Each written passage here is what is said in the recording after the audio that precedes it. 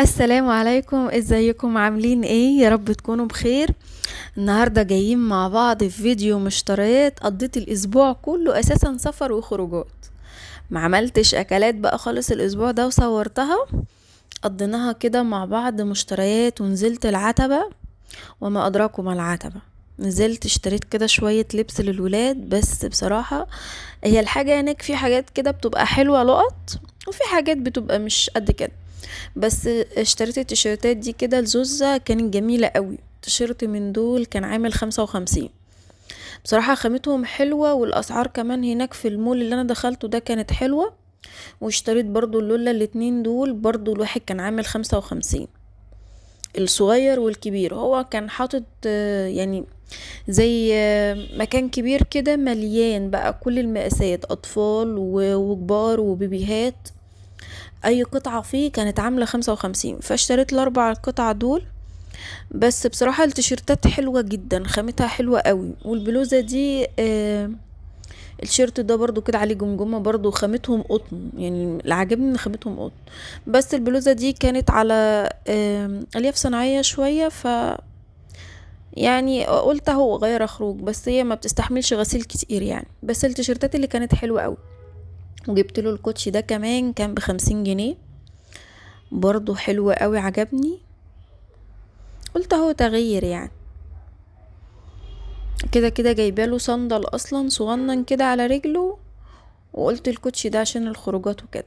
وجبت القليم برضو الكوتشي ده، بس الكوتشي ده كان تحفة، خامته جميلة جدا، وهي اللي نقيته كانت عايزاه لونه بينك.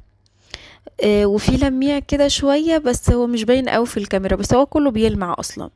ده كان عامل 175، بس خامته حلوة قوي. يعني انا عندي الكوتشيات هنا اصلا معدية ل300.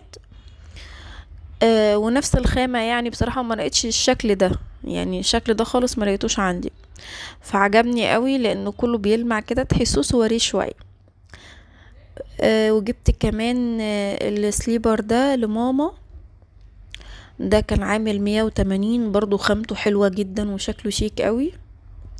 هي في هو العتبة، يعني الناس فاكرة منظور العتبة اللي هو كل الحاجة رخيصة وكل الحاجة اي كلام. لا، في حاجات غالية، مش رخيصة ومش غالية قوي، بس خاماتها كويسة جدا. فروحوا هناك ولفوا فيها حاجات حلوة قوي بصراحة يعني.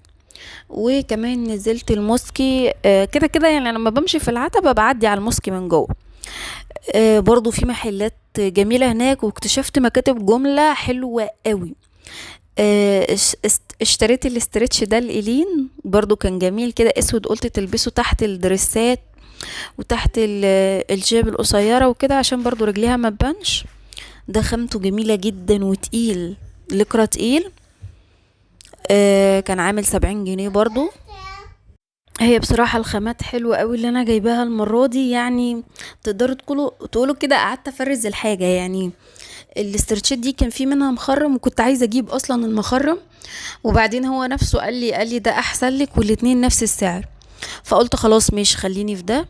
وجبت لها كمان السليبر ده، بس ده بلاستيك، برضو جميل جدا، كان عامل 40 جنيه. وعملي قوي يعني، انا حاساه اصلا بلاستيك بتاعته خامته تقيله قوي. بس هو الموضه بتاعته كل فرده شكل. يعني انا كنت شاكه فيه في الاول، وبعدين اما قلبت معاه لقيت كلهم نفس الستايل ده، حتى الكبار منه. برضو قال لي ده طالع موديل جديد وكده. فبصراحه شكله حلو، وخامه البلاستيك بتاعته جميله جدا. لان انا بستسهل مثلا لو مشوار قريب ولا حاجه بلبسه لها كده، بيبقى سريع سريع، بدل ما لسه نلبس الكوتشي او الصندل. لا، ده كده بيبقى اسهل يعني. وجبت كمان الشنطه دي، هي سودا كده وعليها الشكل الدبدوب ده، شكله حلو قوي. بس بيتشال يعني، بيتشال ويتركب لو انتي مش عايزاه. لقيت عنده كمية شنط حاطين عليها شكل الدبدوب ده، مهما اختلف شكل الشنطة او الستايل بتاعها حاطين عليه، الظاهر هما اللي حاطينها مش المصنع. بس بصراحة جلدها حلوة قوي، مش هتصدقوا بقى، دي كانت ب200 جنيه. 3 سوست كده كبار. بصراحة عجبتني انها سعرها مش غالي قوي بالنسبة لأسعار الشنط الموجودة عندي. وفي نفس الوقت خامة الجلد بتاعتها كويسة، يعني مش انها بتقشر بسرعة، لا خامتها حلوة. لان انا عندي الشنط بسأل عليها هنا لقيت لا اسعار معدية ال500 وال600، وفي شنط وصلت ل1000 يعني. فانا مش هدفع 500 جنيه في شنطة يعني مستحيل.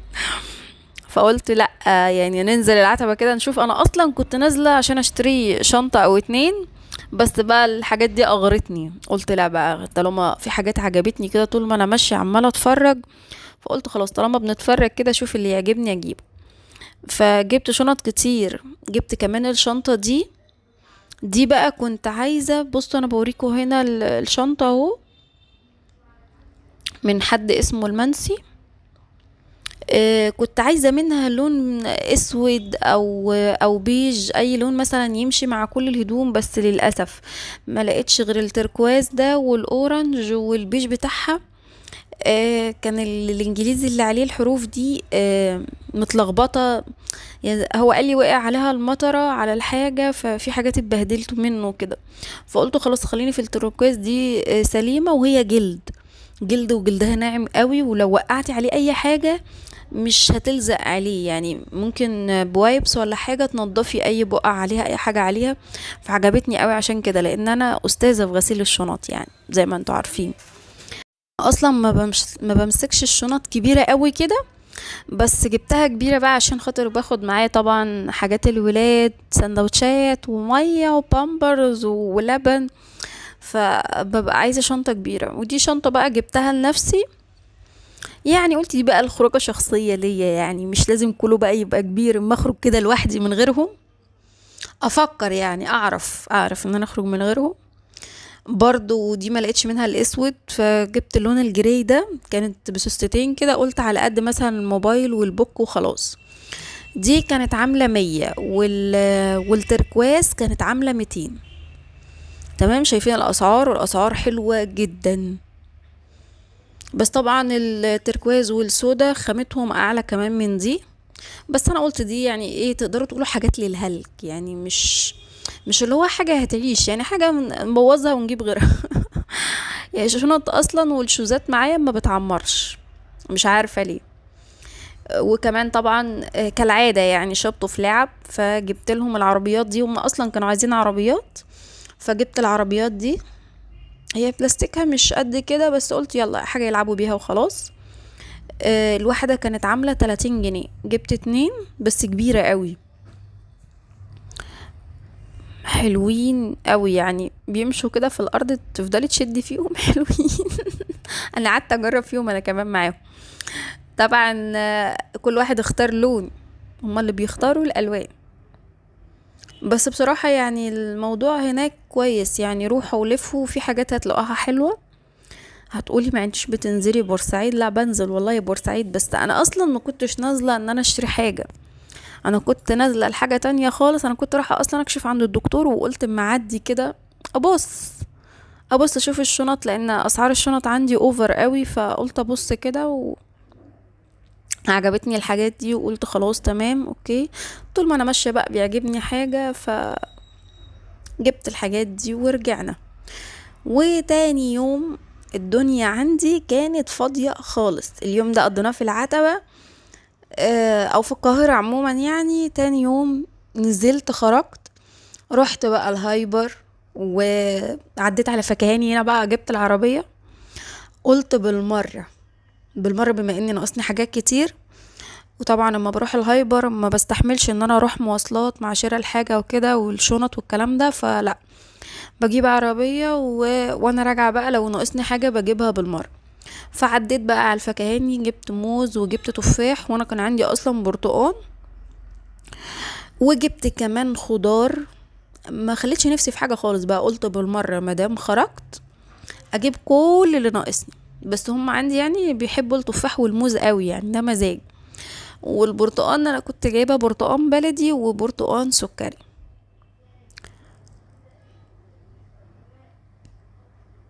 حطيتهم كده على الرخامه، انا بحطهم على الرخامه ليه بقى، رايحين جايين بيشدوا فيه. وجبت كمان بطاطس دي جايباها من عربيات الجيش اللي هي بتقف في وسط البلد. كانش عندي بطاطس، فقلت هجيب دي كده تقضيني شوية على منزل. انا بجيب البطاطس بالشكارة، بجيب الشكارة الكبيرة على بعضها من سوق الجملة بالليل، بتقعد معايا فترة طويلة، يعني ممكن تقعد معايا شهرين 3. ان انا من النوع اللي بحمر بطاطس كتير، انا وولادي بنحب البطاطس المتحمرة قوي. وطبعا زعتر اخضر مقدرش استغنى عنه في الاكل، ابتديت احطه على كل الاكل. برضو جايباه من عربيات الجيش، عندهم بقى كل الاعشاب، زعتر وروزماري، وجبت كمان فلفل الوان. بصراحة لقيت اسعارهم في حاجات معينة كده ارخص من الهايبر، يعني فلفل الالوان ده في الهايبر كان اغلى 5 جنيه يعني من العربية.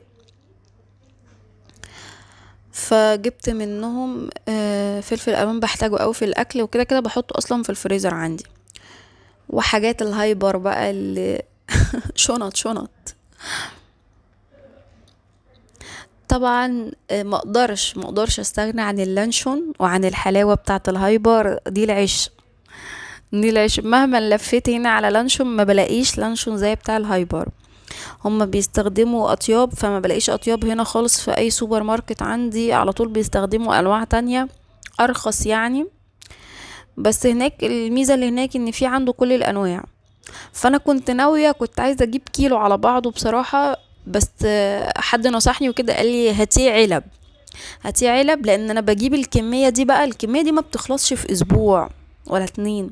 انا بحطه في الفريزر، يعني بحط علبة منهم في التلاجة من فوق نستعملها، والباقي بحطه في الفريزر. مادام حطيتيه في الفريزر وهو متقطع، هتطلعيه مثلا بعد اسبوع بعد 2، تحطيه في التلاجة من فوق يفك مثلا طول الليل، تاني يوم الصبح هتلاقيه كأنك لسه جايباه حالا. دي احسن طريقة تخزني بيها اللانشون. لو انتي مثلا بتجيبيه كمية، زي مثلا هتجيبيه من مكان بعيد فهتجيبي كمية، الموضوع ده بيبقى حلو قوي ان انتي تحطيه في الفريزر، بس اهم حاجة يبقى متقطع، ما يبقاش قطعة واحدة. وطبعا الحلاوة بحبها قوي، الحلاوة بتاعة الهايبر عشان بالمكسرات، يعني اللي موجودة عندي هنا اعلى حلاوة بالفول السوداني، لكن دي بقى فيه بالكاجو وبعين الجمل والفستق والبندق واللوز، عنده كل حاجة. يعني دي الميزة في الهايبر، انك بتلاقي كل حاجة انت عايزاها موجودة. وفي حاجات تانية جبتها جبن وكده، بس المقطع راح مني بقى معلش. دي حاجات برضو تانية جبتها من العربية معايا بقى استغله. يعني رحنا الهايبر، جبت الجبن واللانشون والحلاوة والحاجات دي، وانا راجعة عديت بقى على فكهاني، اشتريت الفاكهة، وبعدها عديت على عربية الجيش جبت الخضار اللي ناقصني، وبعدها عديت على محل منظفات معين كده بتعامل معاه على طول، جبت منه الكلوركس ده، كان عامل عليه عرض، الازازتين باين كان عليهم خصم. وجبت كمان سلك المواعين والليفة دي. بصوا الليفة دي بقى احسن من الليف الاسبونج، بتنضف اكتر بكتير. يعني اللي هي الاسبونج خالص الناعمة دي ما بحسهاش بتنضف اساسا يعني. دي حلوة قوي. ودي كنت جايباها ب10 جنيه. والسلك بجيبه كمية كده، لان بستخدمه على طول بيبوظ مني بسرعة، يعني هو اسبوع بغيرها، باسبوع بغيرها، فبجيب منه كمية كده. وجبت المسحوق ده بقى، المسحوق ده توب فاليو بتاع الهايبر اصلا، بس ما جبتوش من الهايبر، كان خلصان هناك. ده اللي خلاني عديت على محل المنظفات ده، لان انا سألته قال لي موجود عندي توب فاليو. آه جربته وطلع حلو جدا. انا جبته مرة قبل ما اصور لكم الفيديو، جبت منه كيلو، لقيته حلو بصراحة، بينضف الهدوم، بس عايزة تستخدميه لازم معاه كلور. اللي انا اكتشفته ان كل المساحيق عايزة معاها كلور وكلوركس الوان، غير كده المساحيق ما بقتش بتنضف خالص. هو الميزه اللي فيه بس ان هو فيه نسبه معطر، فبيعمل ريحه في الهدوم حلو. فجبت منه كميه، لقيته حلو بصراحه. بس كل المساحيق على المستوى العام بقى، اي نوع الشركه اللي انت بتجيبيها ما بقتش بتنضف الهدوم كويس. خلينا كده صراحه مع بعض، كل المساحيق عشان تستخدميها عايزه معاها كلور او كلوركس. فانا بقيت استعمل اي مسحوق عادي بينزل جديد، وخصوصا الجديد بيبقوا لسه يعني تقدروا تقولوا كده متقنين شوية في صناعته. فانا كده كده التوب فاليو مش جديد، بس هو جديد بالنسبة لي، يعني لسه اول مرة اجربه، فبصراحة لقيته حلو، فقلت اقول لكم عليه. يعني جبت كمية، هناك الناس كانت ما شاء الله بتاخده بالشكارة على بعضها، الشكارة فيها يعني مش عارفة 16 او 17 كيلو. لان ده بتاع الغسالات الفوق اوتوماتيك او العادية، اللي كان موجود هناك بتاع الاوتوماتيك، بس انا غسلتي فوق اوتوماتيك زيكم كده. فهو اوفر بكتير، يعني الكيس ب30 جنيه كيلو، فحسيته موفر قوي. جبت الكمية دي برضو، بتقعد معايا فترة. ان هو الكيس اساسا بيقعد معايا اسبوع، الكيلو بيقعد معايا اسبوع، ما بيطولش عن كده. وبحط كوباية منه مع نص كوباية من الكلوركس. انا كده كده بستعمل كلوركس ابيض، بس خلي بالكم من الهدوم بس اهم حاجة. وجبت كمان كرتونة الزبادي دي، بس هم طبعا ما صبروش، مش قادرين يصبروا، حطيت نصها في التلاجة. بصوا بقى، دي انا جايباها مضطرة، يعني ما تجيبوش بجد زبادي من بره.